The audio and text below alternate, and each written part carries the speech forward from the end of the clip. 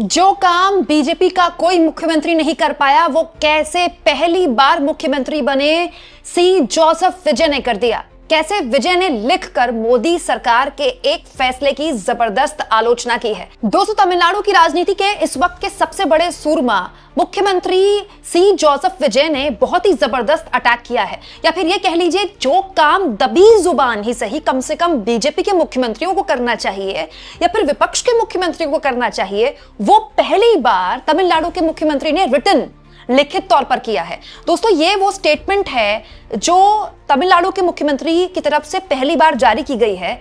इस स्टेटमेंट में तमिल में क्या कुछ लिखा गया है सी जोसेफ विजय तमिलनाडु के मुख्यमंत्री द्वारा, मैं आपको बताती हूं। आप जानते हैं दोस्तों, देश भर में पेट्रोल डीजल के दाम सीधा सीधा पर लीटर 3 रुपए बढ़ा दिए गए हैं।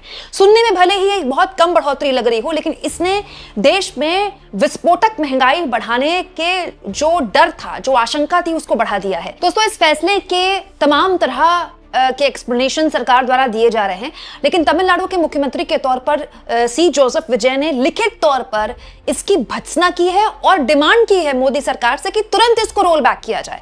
मतलब ये जो आपने फैसला लिया है इसको तुरंत वापस लीजिए, ये कहते हुए चिट्ठी लिखी है तमिलनाडु के मुख्यमंत्री सी जोसेफ विजय ने। और इस चिट्ठी में तमिल में उन्होंने लिखा है कि ये जो फैसला आपने लिया है इसका सीधा जो बर्डन है, जो बोझ है, वो गरीब जनता पर पड़ेगा, ऑर्डिनरी मतलब सामान्य लोगों पर पड़ेगा और मिडिल क्लास के लोगों पर पड़ेगा। और मैं आपसे ये रिक्वेस्ट करता हूं, ये मांग करता हूं कि तुरंत इसको वापस लिया जाए। दोस्तों, ये स्टेटमेंट इसलिए महत्वपूर्ण है क्योंकि ये जो 5 राज्यों के चुनाव हुए हैं ना, इस चुनाव के बाद नतीजे जो भी आए हों, ये पहला वाक्य है इसमें इन 5 राज्यों में नतीजे आने के बाद किसी मुख्यमंत्री ने इतना डायरेक्ट हिट किया हो केंद्र की मोदी सरकार और प्रधानमंत्री के इस फैसले के बाद। यहां पर मैं आपको याद दिला दूं दोस्तों कि सरकार इसको ऐसे दिखा रही है कि भाई हमने तो नहीं बढ़ाए ये प्राइसेस, ये तो कंपनियों ने बढ़ाए हैं क्योंकि ये मार्केट रेगुलेटेड है। लेकिन दोस्तों, सब जानते हैं कि हमारे देश में कंपनियां, इनकी हैसियत नहीं है कि अपने लेवल पर ये दाम बढ़ा दें। कभी भी चुनाव होता है तो ये ना दाम नहीं बढ़ाते, दाम तभी बढ़ाते हैं जब चुनाव निपट जाते हैं। दूसरा, जोसेफ विजय ने दोस्तों यहां पर साफ तौर पर कहा है वो इंपॉर्टेंट बात जिसके बारे में बहुत कम बात होती है कि जब क्रूड ऑयल के इंटरनेशनल मार्केट में दाम गिरे तब ऑयल कंपनियों ने पेट्रोल और डीजल के दाम नहीं कम किए और उस वक्त इन्होंने खूब मोटा माल कमाया, प्रॉफिट कमाया। और अब क्योंकि क्रूड ऑयल के दाम बढ़ रहे हैं तो पेट्रोलियम कंपनियां अपने घाटे का रोना रो रही हैं। मैं आपको दोस्तों पहले ही बता चुकी हूं कि एक ऐसा वक्त भी था, दुनिया के इतिहास में ऐसा पहले कभी नहीं हुआ कि क्रूड ऑयल के दाम नेगेटिव में चले गए हों। वो वक्त था कोविड महामारी का। उसके बावजूद भी कभी भी आपने देखा नेगेटिव में क्रूड ऑयल के दाम चले गए हों, लेकिन भारत सरकार ने पेट्रोल डीजल के दाम कम किए नहीं। दोस्तों, इस बीच एक और वक्त आया था जब $20 पर पहुंच गए थे क्रूड ऑयल के दाम, तब भी भारत सरकार ने बिल्कुल भी मतलब वो जो फायदा था ना जनता तक नहीं पहुंचाया। इनफैक्ट 0 तक भी पहुंच गए थे क्रूड ऑयल के दाम, तब भी जनता तक इसका फायदा नहीं पहुंचाया। दोस्तों, अभी कुछ वक्त पहले तब जब रूस और यूक्रेन का युद्ध चरम पर था और रूस के ऊपर प्रतिबंध लगा दिए गए थे, तो रूस से हमने बहुत सस्ता तेल खरीदा था। इनफैक्ट जो रूस से हम तेल मंगाते हैं ना, उसका रूट हमें बहुत लंबा पड़ता है, लेकिन क्योंकि रूस के पास मार्केट नहीं बची तो उसके पास ले देखे चीन और भारत, ये 2 मार्केट्स बची, तो रूस ने हमको ऑफर किया कि आप मुझसे सस्ता तेल खरीद लीजिए। और ये जो भारत की कंपनियां हैं ना, जो आज अपने घाटे का रोना रो रही हैं, इन्होंने सालों खूब मोटा माल कमाया है और एक बार भी कभी दाम कम नहीं हुए ये कहकर कि क्योंकि हमको रूस से सस्ता तेल खरीद रहा है। मतलब इतना सस्ता मिला था हमको रूस से तेल कि लंबा रूट होने के बावजूद भी हमको वो सस्ता पड़ता था। लेकिन अब क्योंकि दुनिया में हार्मोज बंद होने के बाद तेल का जो पूरा सप्लाई चेन है वो बिगड़ गई है, तो रूस ने अपना वो डिस्काउंट खत्म कर दिया है। अब रूस हमसे कहता है कि तेल खरीदना है तो पुराने दामों में खरीदिए। और आज बल्कि इनफैक्ट वो जो मियाद थी ना रूस से तेल खरीदने की, जो परमिशन मिली थी भारत को, वो भी खत्म हो चुकी है। तो भारत अब रूस से भी तेल खरीद पाएगा कि नहीं खरीद पाएगा ये भी नहीं पता है। लेकिन दोस्तों, विजय जो ये बात बोल रहे हैं इसमें दम है। देखिए, गोदी मीडिया आपको ये नहीं बताना ना, आईटी सेल बताता है लिस्ट निकाल के कि कब कब क्रूड ऑयल के दाम $20 थे या फिर माइनस में चले गए थे या 0 पर चले गए थे, तब क्यों नहीं हमारे देश में पेट्रोल डीजल के दाम कम हुए। तब तो सरकार ने अपनी जेब भरी है कहते हुए कि हम अपना रिजर्व भर रहे हैं, ठीक है। और अब जब इंटरनेशनल मार्केट में पिछले 2 महीने से मारामारी चल रही है क्रूड ऑयल को लेकर, क्रूड ऑयल के दाम पिछले 2 महीने से बढ़ रहे हैं, तब भी सरकार ने कुछ नहीं किया। और अब जब सब कुछ निपट लिया तो कंपनियां कह रही है कि भैया एक दिन में 1000 करोड़ का नुकसान हो रहा है, हम तो ये जो नुकसान है ये फाइनली कस्टमर पर ला देंगे ही ला देंगे। और इसी को लेकर विजय ने यहां पर इसकी आलोचना की है। और जो इंपॉर्टेंट बात विजय ने उठाई है वो उन्होंने ये बोली है दोस्तों कि ये जो है ये सीधा सीधा जो मिडिल क्लास आदमी है उसको तो प्रभावित करेगा ही करेगा। बहुत से ऐसे लोग हैं दोस्तों जो लोन में गाड़ियां खरीदते हैं और उनको अपना उस लोन को वापस देना होता है।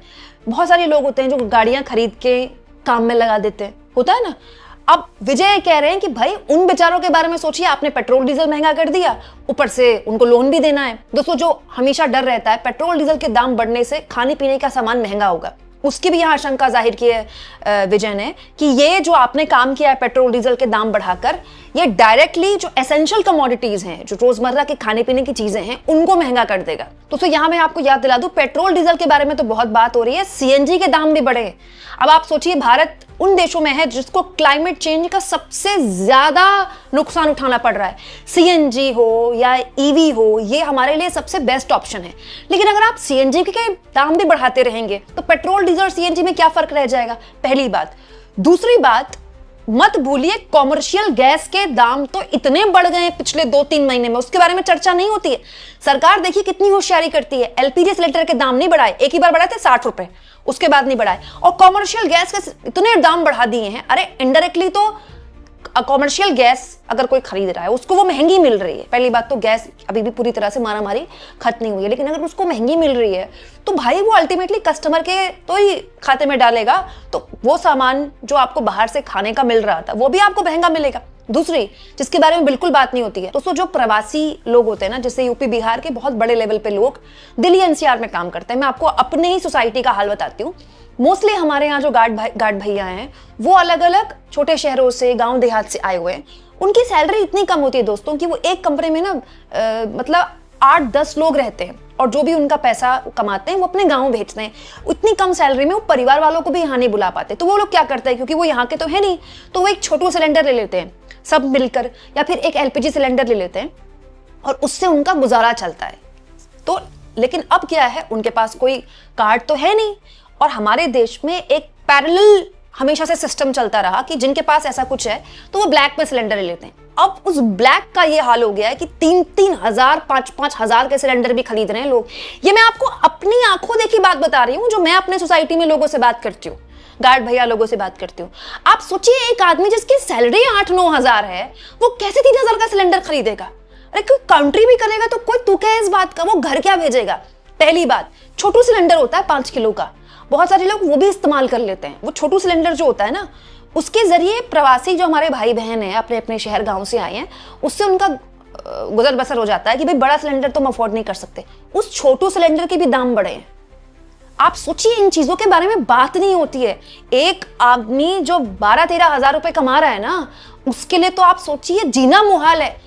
यहाँ तो जितने बीजेपी के बड़े बड़े लोग हैं 1-2 दिन से साइकिलों में घूम रहे हैं और उनके पीछे पीछे गाड़ियों में उनकी सिक्योरिटी घूम रही है, और वो OB9 घूम रही है न्यूज चैनल की, वो कैमरा लेके, वाह जी वाह, मंत्री जी को देखिए, नेताजी को देखिए, साइकिल में घूम रहे हैं।